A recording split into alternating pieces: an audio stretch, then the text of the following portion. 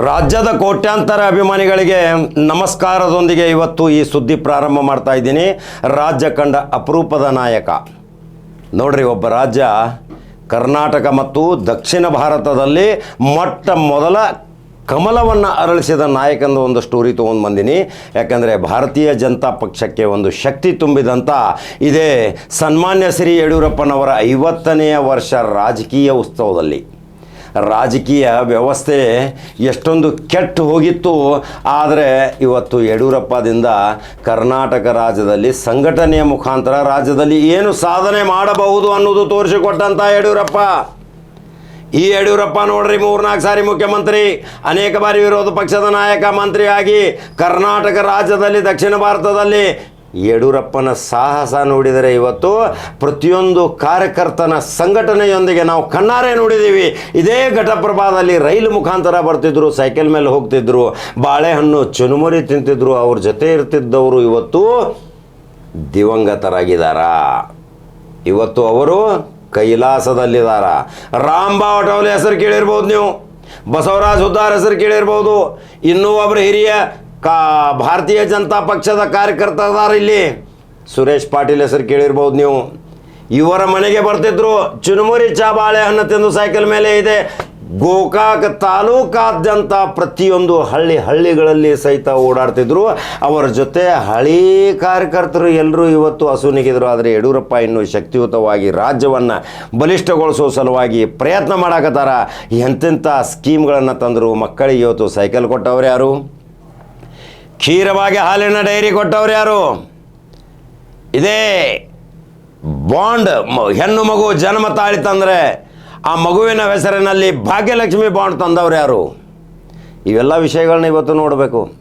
ರೈತರ ಸಲುವಾಗಿ ಕೃಷಿ ಬಜೆಟನ್ನು ಮಾಡಿ ದೇಶದಲ್ಲಿ ಒಂದು ಅದ್ಭುತ ಕೆಲಸ ಮಾಡಿದಂಥ ಯಡಿಯೂರಪ್ಪನ ಬಗ್ಗೆ ಮಾತಾಡ್ತೀರಿ. ಇವತ್ತು ಉತ್ತರ ಕರ್ನಾಟಕದಲ್ಲಿ ಯಡಿಯೂರಪ್ಪನ ಬೆಂಬಲಿಗರು ಅಪಾರ. 96 ಶಾಸಕರು ಇಲ್ಲಿ ಆರಿಸಿ ಬರ್ತಾರ. ಅದರಲ್ಲಿ 50-60 ಶಾಸಕರು ಇವತ್ತು ಯಡಿಯೂರಪ್ಪನ ವಿಜಯೋತ್ಸವಕ್ಕೆ ಕನಿಷ್ಠ 25,000 ಜನರೊಂದಿಗೆ ಹೋಗ್ತಾ ಇದ್ದಾರೆ. ಎಷ್ಟೊಂದು ಅದ್ಭುತ ಅಲ್ರಿ. ಯಡಿಯೂರಪ್ಪಗೆ ಒಂದು ಶಕ್ತಿ ಐತಿ, ಯುಕ್ತಿ ಐತಿ. ಯಡಿಯೂರಪ್ಪನ ಮಗನಿಗೆ ಒಂದು ಶಕ್ತಿ ಐತಿ. ಇವತ್ತು ರಾಜ್ಯಾದ್ಯಂತ ಪ್ರವಾಸ ಪ್ರಾರಂಭ ಮಾಡ್ತಾ ಇದೆ ವಿಜೇಂದ್ರ ರಾಜ್ಯದ ಚುಕ್ಕಾಣಿ ಹಿಡಿಯುವಲ್ಲಿ ಈಗ ಸಮೀಪ ಆಗ್ಯಾನ. ಯಾವಾಗಲೂ ಅಲ್ಲಿ ನೋಡ್ರಿ, ಯಾವ ಜಾತಿ ವಿಜಾತಿ ಮಾತಾಡೋದಿಲ್ಲ. ಯಡಿಯೂರಪ್ಪಗೆ ಯಾಕೆ ಜನ ಮೆಸ್ತಾರ? ಯಡಿಯೂರಪ್ಪಗೆ ಮುಸಲ್ಮಾನರು ಸಹಿತ ಇವತ್ತು ಬೆಂಬಲ ವ್ಯಕ್ತಪಡಿಸ್ತಾರ. ಈ ಒಬ್ಬರೇ ಹೇಳ್ತಾರೆ, ಒಬ್ಬ ಈ ಬಿಜಾಪುರದ ಶಾಸಕ ಏನಾರು ಮಾತಾಡ್ರೆ ಯಾರು ಕೇಳೋದಿಲ್ಲ. ಯಾಕಂದರೆ ಯಡಿಯೂರಪ್ಪ ಯಾವಾಗಲೂ ಅಲ್ಲಿ ಅವರ ಕ್ಷೇತ್ರದಲ್ಲಿ 56,000ದಿಂದ 60,000 ಮತಗಳು ಮುಸಲ್ಮಾನರು ಅದ. ಹೆಂಗೆ ಆರಿಸಿ ಬರ್ತಾರೆ? ನೇರವಾಗಿ ಯಡಿಯೂರಪ್ಪಗೆ ಹಾಕ್ತಾರೆ. ಪಾರ್ಲಿಮೆಂಟ್ಗೆ ರಾಘವೇಂದ್ರ ಹೆಂಗೆ ಆರಿಸಿ ಬರ್ತಾರೆ? ಇವೆಲ್ಲ ನೋಡ್ಬೇಕು. ಇವತ್ತು ಎಂದೂ ಮುಸ್ಲಿಂ ಮಾಡಲಿಲ್ಲ ಈ ಯಡಿಯೂರಪ್ಪ. ಇದೇ ಯಡಿಯೂರಪ್ಪ ಇನ್ನು ಚಿತ್ರದುರ್ಗದಲ್ಲಿ ನಡೆಯುತ್ತಿರುವ ಲಕ್ಷಾಂತರ ಜನ ಸೇರುವಂಥ ಐತಿಹಾಸಿಕ ಒಂದು ಈ ವಿಜಯೋತ್ಸವಕ್ಕೆ ಇನ್ನು ಮುಂದೆ ಭಾರತೀಯ ಜನತಾ ಪಕ್ಷಕ್ಕೆ ಮತ್ತೆ ರಥ ಪ್ರಾರಂಭ ಆಯ್ತಂದ್ರೆ ಇನ್ನು ಯಾರ್ಯಾರು ಓಡಿ ಹೋಗ್ಯಾರಲ್ಲ ಬೆಂಕಿ ಮಾತಾಡೋರು ಮತ್ತೆ ಯಡಿಯೂರಪ್ಪನ ಕಾಲು ಬೀಳುವಂಥ ಪರಿಸ್ಥಿತಿ ಬರ್ತೈತಿ. ಯಪ್ಪ, ನೀನೇ ನಮಗೆ ದೇವರು, ನೀ ಬಂದ್ರೆ ನಮಗೆ ಆರಿಸಿ ಬರ್ತೀವಿ, ನೀನೇ ನಮಗೆ ಎಲ್ಲ ಸಕಲ ಸೌಲಭ್ಯ ನೀಡುವಂಥ ವ್ಯಕ್ತಿ, ನೀನೇ ನಮ್ಮ ನಾಯಕ ಅಂಥೇಳಿ ಕಾಲು ಬಿದ್ದು ಬರ್ತಾರ. ಯಾಕಂದರೆ ಕೇಂದ್ರ ಮಂತ್ರಿ ಮಾಡಿದವ್ರು ಯಾರು? ಇದೇ ಯಡಿಯೂರಪ್ಪ. ವಾಜಪೇಯಿ ಹೇಳಿ ಕೇಂದ್ರ ಮಂತ್ರಿ ಮಾಡಿದವ್ರು ಯಾರು? ಬಸನಗೌಡ ಪಾಟೀಲ್ ಯತ್ನಾಳ್ಗೆ ವಿಚಾರ ಮಾಡಬೇಕು. ಬಸನಗೌಡ ಪಾಟೀಲ್ ಯತ್ನಾಳ್ ಇವತ್ತು ಅಪ್ಪ ಮಗನಿಗೆ ಬೇಯುವಾಗ ಬಾಯಿ ಸ್ವಚ್ಛ ಇಟ್ಕೋಬೇಕು. ಬಸನಗೌಡ ಪಾಟೀಲ್ ಯತ್ನಾಳ್ ಸಮಯ ಸಾಧಕ ನೀನು. ಇವತ್ತು ಅವರಿಂದ ಅಧಿಕಾರ ಪಡೆದು ಅವರಿಂದ ಆರಿಸಿ ಬಂದು ಅವರ ವಿರುದ್ಧವೇ ಮಾತನಾಡುವಂಥ ಶಕ್ತಿ ಈಗ ಏನೂ ಇಲ್ಲ. ಇನ್ನು ಮೂಲೆ ಗುಂಪ ಗ್ಯಾರಂಟಿ. ಈಗ ವಿಜಯೋತ್ಸವಕ್ಕೆ ನೋಡ್ರಿ, ಬೆಳಗಾವಿ ಜಿಲ್ಲೆದಿಂದ ಹಿಡ್ಕೊಂಡು ಬಿಜಾಪುರ, ಬಾಗಲಕೋಟದಿಂದ ಲಕ್ಷ ಜನ ಇವತ್ತು ವಿಜಯೋತ್ಸವ ಚಿತ್ರದುರ್ಗ ಹೊಂಟಾರ. ಆ ಐತಿಹಾಸಿಕ ವಿಜಯೋತ್ಸವ ನೋಡುವ ಸಲುವಾಗಿ ಇಡೀ ಜಗತ್ತ ಕಾತುರದಿಂದ ಕೂತೈತಿ. ಅಲ್ಲಿ ಅಮಿತ್ ಶಾ ಬರಾಕತ್ತಾರ. ರಾಜ್ಯದಲ್ಲಿ ಮತ್ತೆ ಯಡಿಯೂರಪ್ಪನ ದರ್ಬಾರ್ ಪ್ರಾರಂಭ ಆಗ್ತೈತಿ. ಅವರು ಮಾಡಿದಂಥ ಕೆಲವು ವಿವಿಧ ಯೋಜನೆಗಳ ಕ್ಲಿಪ್ಪಿಂಗನ್ನು ಹಾಕಾಕತ್ತನ ನೋಡ್ತೀರಿ. ಹಾಗಾದ್ರೆ ಯೂಟ್ಯೂಬ್ದಾಗ ಬಟನ್ ಹೊಡ್ರಿ, ಫೇಸ್ಬುಕ್ ಫಾಲೋ ಮಾಡ್ರಿ. ಮತ್ತೊಂದು ಕಡಕ ಜವಾರಿ ಸುದ್ದಿಯೊಂಗೆ ಬರ್ತೀನಿ. ನಮಸ್ಕಾರ. ಹೋರಾಟದ ನೆಲದಿಂದ ಬಂದ ನಾಯಕ ಮುಖ್ಯಮಂತ್ರಿಯಾದಾಗ ಇತಿಹಾಸವೇ ಸೃಷ್ಟಿಯಾಯಿತು. ದೇಶದಲ್ಲೇ ಮೊಟ್ಟ ಮೊದಲ ಬಾರಿಗೆ ಕೃಷಿಗೆಂದೇ ಪ್ರತ್ಯೇಕ ಹಸಿರು ಬಜೆಟ್ ಮಂಡಿಸಿದರು. ಅನ್ನದಾತನ ಪಾಲಿನ ರೈತ ಮಿತ್ರರಾಗಿ ಹೊರಹೊಮ್ಮಿದರು. ಗ್ರಾಮೀಣ ಮಕ್ಕಳ ಭವಿಷ್ಯಕ್ಕಾಗಿ ಅವರ ಹೃದಯ ಮಿಡಿದಿತು. 8ನೇ ತರಗತಿಯ ವಿದ್ಯಾರ್ಥಿಗಳಿಗೆ ಉಚಿತ ಸೈಕಲ್ ಯೋಜನೆ, ಹಳ್ಳಿಗಳಲ್ಲಿ ವಿದ್ಯೆಯ ಪರವಶ ಆಯಿತು. 2005, 2008ರಲ್ಲಿ ಭಾಗ್ಯಲಕ್ಷ್ಮಿ ಬಾಂಡ್ ಹೆಣ್ಣು ಮಕ್ಕಳ ಪಾಲಿಗೆ ಸಂಜೀವಿನಿಯಾಯಿತು. ಜನಿಸಿದ ಹೆಣ್ಣು ಮಗುವಿಗೆ 18,000 ರೂಪಾಯಿ ಬಾಂಡ್. ಇಂದು 21 ವರ್ಷಗಳ ನಂತರ 1 ಲಕ್ಷ ರೂಪಾಯಿ ಪಡೆಯುತ್ತಿರುವ ಲಕ್ಷಾಂತರ ಹೆಣ್ಣು ಮಕ್ಕಳು ಕೃತಜ್ಞತೆಯಿಂದ ಅವರನ್ನು ಹರಸುತ್ತಿದ್ದಾರೆ. ಕೃಷಿಯಿಂದ ಶಿಕ್ಷಣದವರೆಗೆ, ಹೆಣ್ಣು ಮಕ್ಕಳ ಸಬಲೀಕರಣದವರೆಗೆ ಇದು ಕೇವಲ ಆಡಳಿತವಲ್ಲ, ಒಬ್ಬ ಜನನಾಯಕನ ಸೇವಾ ಯಜ್ಞ. ಬಿ.ಎಸ್. ಯಡಿಯೂರಪ್ಪ.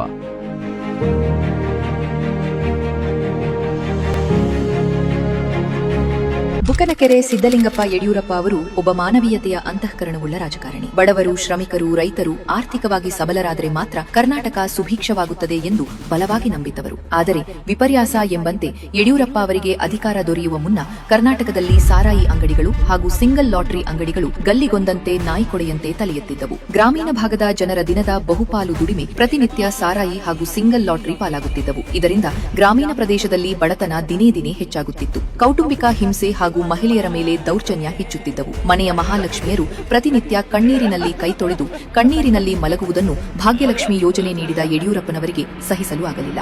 ಆಗ ಒಂದು ಗಟ್ಟಿ ನಿರ್ಧಾರ ಮಾಡಿದರು. ಹೌದು, ಅದು ಮಾರ್ಚ್ 16, 2007. ಕರ್ನಾಟಕದ ಇತಿಹಾಸದಲ್ಲಿಯೇ ಮಂಡಿಸಿದ ಅತ್ಯಂತ ಜನಪ್ರಿಯ ಹಾಗೂ ಜನೋಪಯೋಗಿ ಬಜೆಟ್. ಅಂದಿನ ಬಜೆಟ್ನಲ್ಲಿ ಡಿಸಿಎಂ ಯಡಿಯೂರಪ್ಪ ಅವರು ಸಾರಾಯಿ ಹಾಗೂ ಲಾಟರಿಯನ್ನು ಕರ್ನಾಟಕದಲ್ಲಿ ಸಂಪೂರ್ಣವಾಗಿ ನಿಷೇಧಿಸುತ್ತೇವೆ, ಇದು ಜುಲೈ 1ರಿಂದ ಜಾರಿಗೆ ಬರುತ್ತದೆ ಎಂದು ಘಂಟಾಘೋಷವಾಗಿ ಸಾರಿದರು. ಯಡಿಯೂರಪ್ಪ ಅವರ ಆ ಒಂದು ತೀರ್ಮಾನ ಕರ್ನಾಟಕದ ಕೆಲವು ಪಟ್ಟಭದ್ರ ಹಿತಾಸಕ್ತಿಗಳ ನೆಮ್ಮದಿಯನ್ನು ಕೆಡಿಸಿತು. ಸಾರಾಯಿ ಹಾಗೂ ಸಿಂಗಲ್ ಡಿಜಿಟ್ ಲಾಟರಿ ಮಾಫಿಯಾ ಯಡಿಯೂರಪ್ಪನವರ ಈ ನಿರ್ಧಾರಕ್ಕೆ ಬ್ರೇಕ್ ಹಾಕಲು ಇನ್ನಿಲ್ಲದಂತೆ ಪ್ರಯತ್ನ ನಡೆಸಿತು. ಆದರೆ ಬಡವರ, ಶ್ರಮಿಕರ, ರೈತರ ಅಂತ್ಯೋದಯವನ್ನು ಬಯಸಿದ್ದ ಯಡಿಯೂರಪ್ಪ ಅವರು ಅದಾವುದಕ್ಕೂ ಸೊಪ್ಪು ಹಾಕದೆ ತಮ್ಮ ನಿರ್ಧಾರದ ಪರ ಅಚಲವಾಗಿ ನಿಂತರು. ಅದರ ಪರಿಣಾಮ ಜುಲೈ 1, 2007ರಿಂದ ಕರ್ನಾಟಕದಲ್ಲಿ ಸಾರಾಯಿ ಹಾಗೂ ಲಾಟರಿ ಸಂಪೂರ್ಣವಾಗಿ ನಿಷೇಧವಾಯಿತು. ಅದೆಷ್ಟೋ ಮನೆಯ ಮಹಾಲಕ್ಷ್ಮಿಯರ ಮುಖದಲ್ಲಿ ಕಾಣೆಯಾಗಿದ್ದ ಮಂದಹಾಸ ವಾಪಸ್ ಬಂದಿತು. ಅಂದು ಮನೆಯ ಮಹಾಲಕ್ಷ್ಮಿಯರ ಕಣ್ಣೀರು ಒರೆಸಿದ್ದ ಯಡಿಯೂರಪ್ಪ ಅವರ ಸಾರ್ವಜನಿಕ ಜೀವನಕ್ಕೆ ಈಗ ಭರ್ತಿ 50 ವರ್ಷ. ಈ ಹಿನ್ನೆಲೆಯಲ್ಲಿ ಚಿತ್ರದುರ್ಗದಲ್ಲಿ ಮೇ 9ರಂದು ಹಮ್ಮಿಕೊಂಡಿರುವ ಬಿಎಸ್ವೈ ಅಭಿಮಾನೋತ್ಸವದಲ್ಲಿ ಭಾಗಿಯಾಗೋಣ.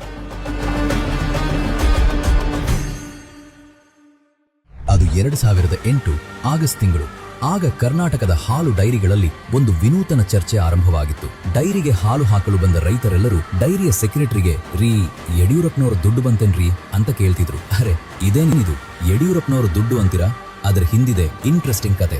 ಯಡಿಯೂರಪ್ಪ ಅವರು ಹೇಳಿ ಕೇಳಿ ರೈತ ನಾಯಕರು. ರೈತರ ಆರ್ಥಿಕ ಸ್ಥಿತಿಯನ್ನು ದ್ವಿಗುಣಗೊಳಿಸಲು ಪ್ರತಿಯೊಬ್ಬ ಹಾಲು ಉತ್ಪಾದಕರು ಡೈರಿಗೆ ಹಾಕುತ್ತಿದ್ದ ಪ್ರತಿ ಲೀಟರ್ ಹಾಲಿಗೆ 2 ರೂಪಾಯಿ ಸಹಾಯಧನ ನೀಡಲು ಆರಂಭಿಸಿದರು. ಹಾಲು ಪ್ರೋತ್ಸಾಹಧನ ಯೋಜನೆ ಹೆಸರಿನಲ್ಲಿ ಆರಂಭವಾದ ಈ ಯೋಜನೆ ಹಾಲು ಉತ್ಪಾದಕರ ಬಾಯಲ್ಲಿ ಯಡಿಯೂರಪ್ಪನವರ ದುಡ್ಡು ಎಂದೇ ಜನಪ್ರಿಯವಾಗಿತ್ತು. ಇನ್ನು 2019ರಲ್ಲಿ ಪ್ರಧಾನಿ ನರೇಂದ್ರ ಮೋದಿಯವರು ರೈತರಿಗೆ ಅನುಕೂಲವಾಗುವ ನಿಟ್ಟಿನಲ್ಲಿ ಜಾರಿಗೆ ಪಿಎಂ ಕಿಸಾನ್ ಸಮ್ಮಾನ್ ಯೋಜನೆಯಲ್ಲಿ ರೈತರಿಗೆ 6,000 ರೂಪಾಯಿ ಸಿಗುತ್ತಿತ್ತು. ಅದಕ್ಕೆ ಯಡಿಯೂರಪ್ಪ ಅವರು 4,000 ರೂಪಾಯಿ ಸೇರಿಸಿ ಒಟ್ಟು 10,000 ರೂಪಾಯಿಯನ್ನು ಕರ್ನಾಟಕದ ರೈತರಿಗೆ ಸಿಗುವಂತೆ ಮಾಡಿದರು. ಆ ಸಮಯದಲ್ಲಿ ಕರ್ನಾಟಕದೆಲ್ಲೆಡೆ ಮೋದಿ ದುಡ್ಡು 6,000, ಯಡಿಯೂರಪ್ಪನವರ ದುಡ್ಡು 4,000 ಎಂದೇ ಜನಪ್ರಿಯವಾಗಿತ್ತು. ಸರ್ಕಾರದ ಒಂದು ಯೋಜನೆ ಜನರ ಬಾಯಲ್ಲಿ ಇಷ್ಟೊಂದು ಜನಪ್ರಿಯವಾಗಿದ್ದು ಕರ್ನಾಟಕದ ಇತಿಹಾಸದಲ್ಲಿ ಇದೇ ಮೊದಲು. ಯಡಿಯೂರಪ್ಪನವರು ಕರ್ನಾಟಕದ ಜನತೆಗೆ ನೀಡಿದ ಕಾರ್ಯಕ್ರಮಗಳು ಜನರ ಮನಸ್ಸಲ್ಲಿ ಅಚ್ಚಳಿಯದೆ ಬೇರೂರಿದೆ ಎಂಬುದಕ್ಕೆ ಇದು ನೈಜ ದೃಷ್ಟಾಂತ. ಕನ್ನಡಿಗರ ಬದುಕನ್ನು ಸುಭದ್ರಗೊಳಿಸಲು ಅವಿಶ್ರಾಂತವಾಗಿ ಶ್ರಮಿಸಿದ ಯಡಿಯೂರಪ್ಪ ಅವರ ಸಾರ್ವಜನಿಕ ಜೀವನಕ್ಕೆ ಭರ್ತಿ 50 ವರ್ಷ.